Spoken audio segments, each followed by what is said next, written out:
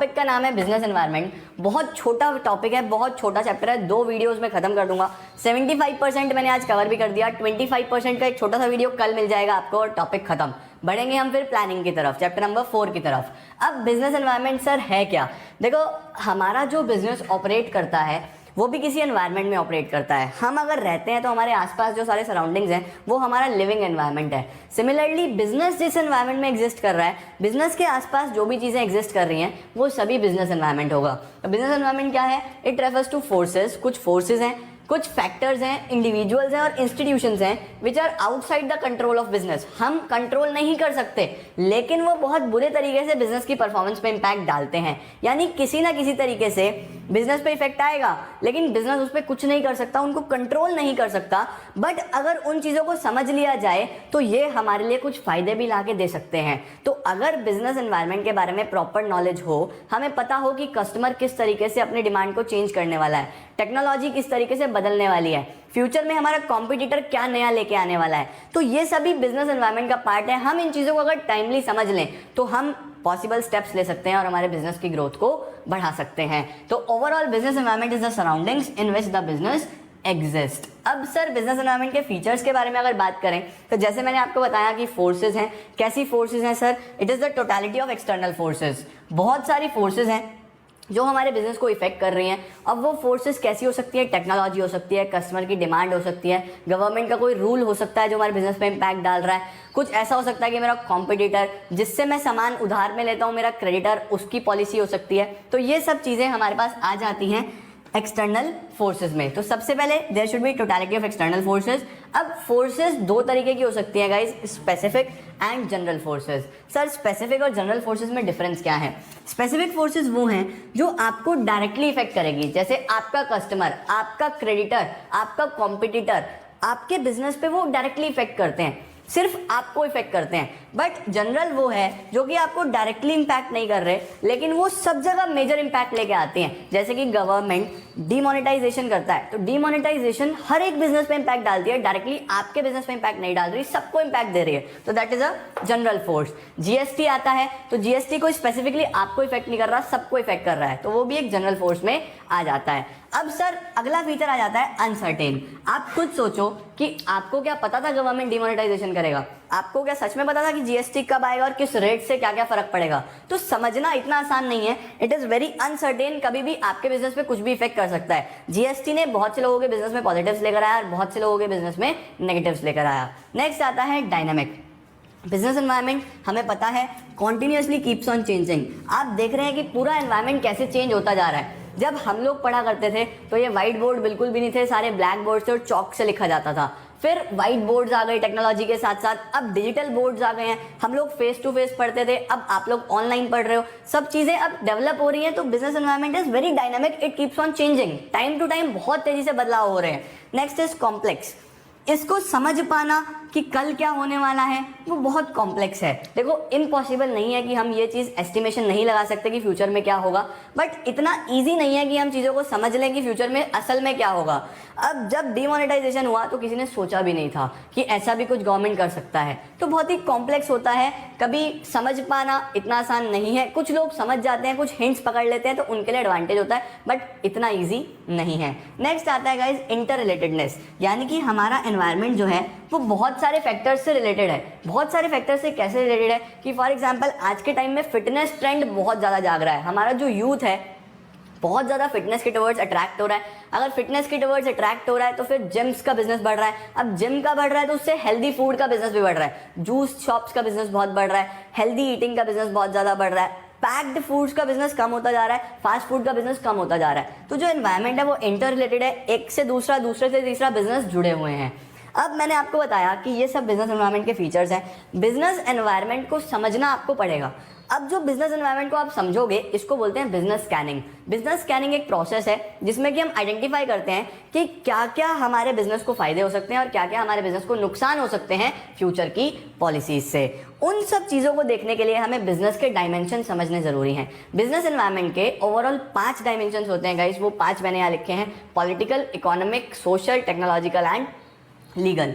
इस चैप्टर का most important सवाल यही है, केस स्टडी भी यहीं से आता है। तो बहुत अच्छे से समझो कि कौन कौन से 5 डायमेंशंस हैं जिनको सीखना जरूरी है, समझना जरूरी है अगर आपने अपने बिजनेस को अच्छे से ग्रो करना है। सबसे पहले आ जाता है पॉलिटिकल। पॉलिटिकल क्या है?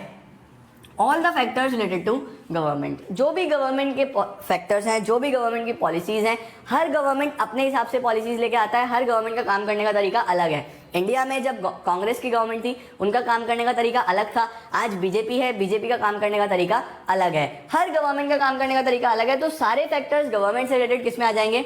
पॉलिटिकल में आ जाएंगे। पॉलिसीज ऑफ डिफरेंट गवर्नमेंट्स, मैं अभी बात कर रहा था, हर गवर्नमेंट की पॉलिसी अलग है।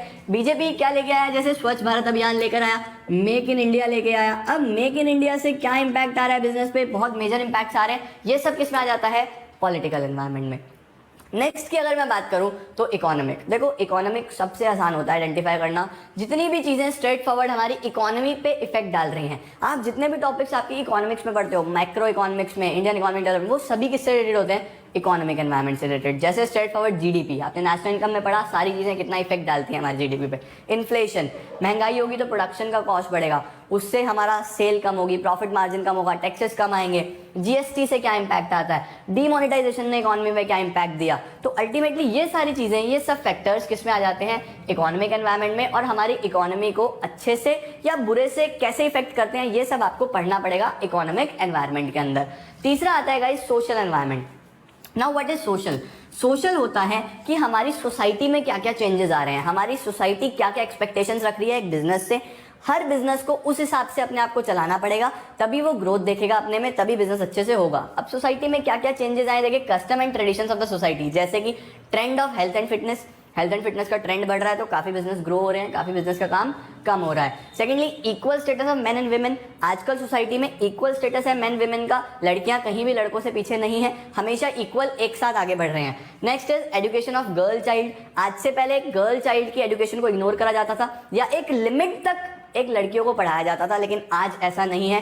अब जो सोच है, अब जो थॉट प्रोसेस है वो बदल गया है। लड़कियां काफ़ी हायर स्टडीज़ कर रही है। अभी रिसेंट एग्जामिनेशंस जो जज के हुए हैं उसमें जो रिजल्ट्स आए हैं, बहुत सारी गर्ल्स जज बनी हैं। तो कितना अच्छा एक चेंज है जो हमें देखने को मिल रहा है। अगला आता है टेक्नोलॉजिकल एनवायरनमेंट, जिसके अंदर मेजर जो चेंजेस आएंगे वो साइंटिफिक इंप्रूवमेंट्स हैं।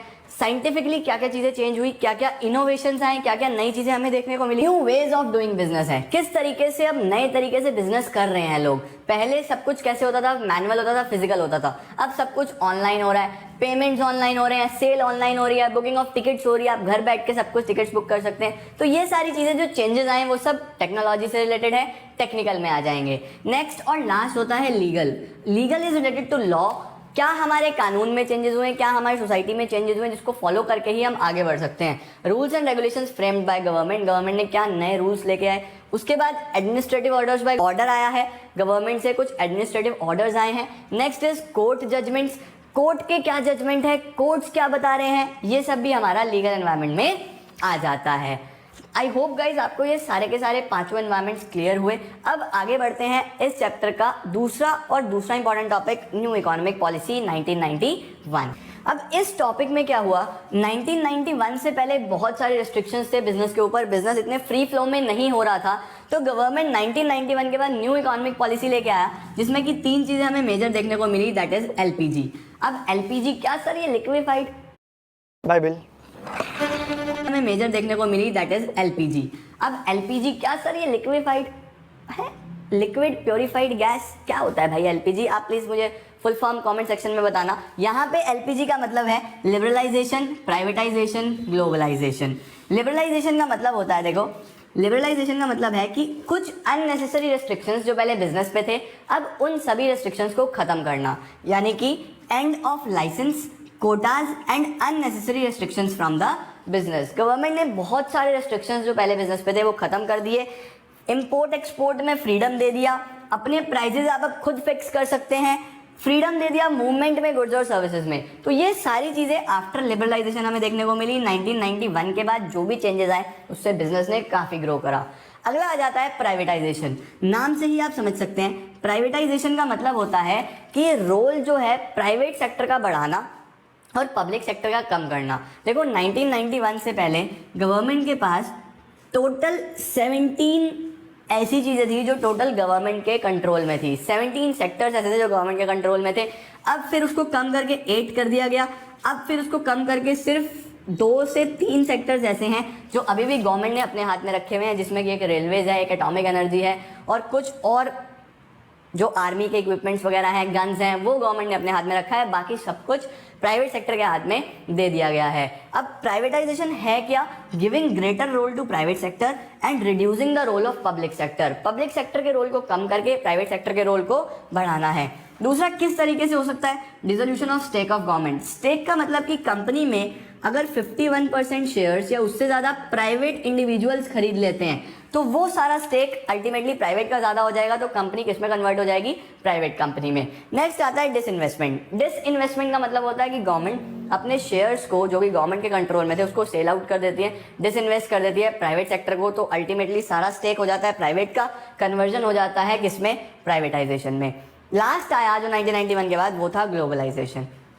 ग्लोबलाइजेशन का मतलब ये है कि अब हमें फ्रीडम दे दिया गया कि ऑल अक्रॉस ग्लोब हम लोग बिजनेस कर सकते हैं, हम पूरे वर्ल्ड में बिजनेस कर सकते हैं। That is integration of various economies of the world. सब इकोनॉमीज हमारे यहाँ बिजनेस कर सकती हैं, हम सभी इकोनॉमीज में बिजनेस कर सकते हैं easily. Next is rationalisation of tariff structure. जो भी टैक्स का स्ट्रक्चर था वो बहुत रेशनलाइज करा गया, अच्छे से बनाया गया, रीस्ट्रक्चर करा गया, रीफॉर्म करा गया और बिजनेस को मूवमेंट के लिए, बिजनेस के ग्रोथ के लिए काफ़ी चीज़ें लाई गई। नेक्स्ट होता है एबॉलिशन ऑफ एक्सपोर्ट ड्यूटी। अगर मैं अपना बिजनेस में से कुछ सामान बाहर बेचना चाहता हूँ तो एक्सपोर्ट का जो टैक्सेस होते थे, एक्सपोर्ट ड्यूटी होती थी, वो खत्म कर दी गई। अब मैं फ्रीली बहुत आराम से एक्सपोर्ट ड्यूटी बिना पे करे एक्सपोर्ट कर सकता हूँ। नेक्स्ट आता है रिड्यूसिंग ऑफ इम्पोर्ट ड्यूटी। हमें अगर बाहर से कुछ मंगाना है उस पर भी पहले बहुत मेजर टैक्सेस लगा करते थे, लेकिन अब कम कर दिया गया, क्योंकि अगर कोई टेक्नोलॉजी बाहर से आ रही है जिससे हमारी इकोनॉमी का ग्रोथ हो रही है, जिससे बढ़िया बढ़िया मशीन से हम अच्छा प्रोडक्शन करेंगे, हमारे एम्प्लॉयमेंट बढ़ेगा, ग्रोथ होगी, तो गवर्नमेंट ने उसको भी अलाउ करा कि अब आप इंपोर्ट करिए, कोई प्रॉब्लम नहीं है, टैक्सेस कम देने पड़ेंगे। तो ये आते हैं गाइज न्यू इकोनॉमिक पॉलिसीज में LPG लिबरल